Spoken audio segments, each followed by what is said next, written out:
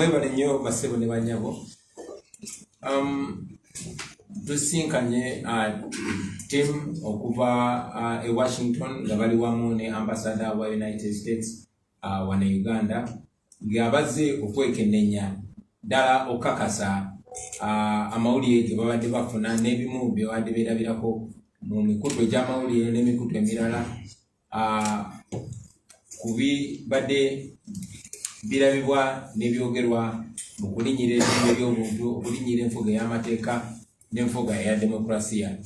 Bingi tubyogeddeko ng'era leader of opposition bw'abannyonnyodde, naye era tuzeemu okubibateera ku mmeeza n'okubawa ebiwandiiko ebikakasa nti bye boogera si byapa si byambu wabula bya ddala. Mpozi era tukozesezza guno omukisa okubasaba okubeebaza olwa ebiwandiiko namutayiika ebyenjawulo bye baadde nga bafulumya okuvumirira efuga birigenda maaso mu Uganda. Ne tubasaba baleme kukoma ku biwandiiko byokka wabula wabeewo ebikolebwa ebyenkalakkalira. Tubajjukiza nti bannakyemalira abafaanana nga Museveni, ba Mugabe, ba Omar el-Bashir, ba Teira bwe baakolanga ebikolobero ku bantu baabwe ebifaanana nga John Museveni byali mukola ku bannayuganda, wabaawo ekyakolebwa. Era ne tubasaba nti mu nkola y'emu twagala wabeerewo action oba wabeewo ebikolebwa okweyawula ku Mwai Museveni n'okumusaako natti ez'enjawulo. Tubuziddwa ku ky'okutulugunya abantu ne Minister wa Security ogenda mu kakiiko k'eddembe ly'obuntu aka Parliament n'abyegaana.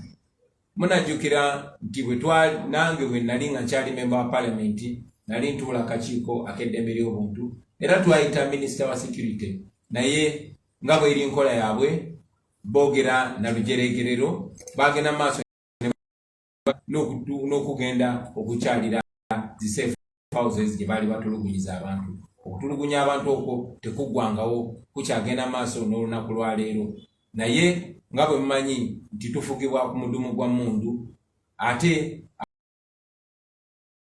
tekyewunyisa okulaba nga beeganyizo kyendaba ekisekererwa ekyokwogeraganya ne gavumenti ya Mwai Museveni. Njagala mumanye, eggwanga limanye na buli omu amanye, tukiririza mu kwogeraganya ng'abantu. Naye mu mbeera kubaawo kwogeraganya na gavumenti ya Mwai Museveni okuleka nga tulina eddembe lyaffe nga bannayuganda era twogere ng'abantu bannansi abeetengeredde. Mutubuuza Ekiddako oluvannyuma lw'ensinkana eno n'ababaka abavudde mu gavumenti ya Amerika. Ekiddako sobola kibagamba nti kino oba kino, naye tugenze mu maaso n'okusaba kwe kumu mawanga gaabwe, bwe tusabye nga tuli mawanga g'e Bulaaya okusaba kwaffe. Tubasabye bagoberera nfuga y'amateeka, so buli balabirwa nga bali ne Mwai Museveni babanga abawagira obwannakyemalira n'obuzibu emisango Mwai Museveni bwakulembera. N'ekirala tubasabye baseewo obukwakulizo, ng'obukwakulizo obwo bwekuse tubasabye obwebu obukwakulizo okukolagana ne gavumenti ya Mwai Museveni. Era tulina essuubi tibajja kuwa okusaba kwaffe okwo.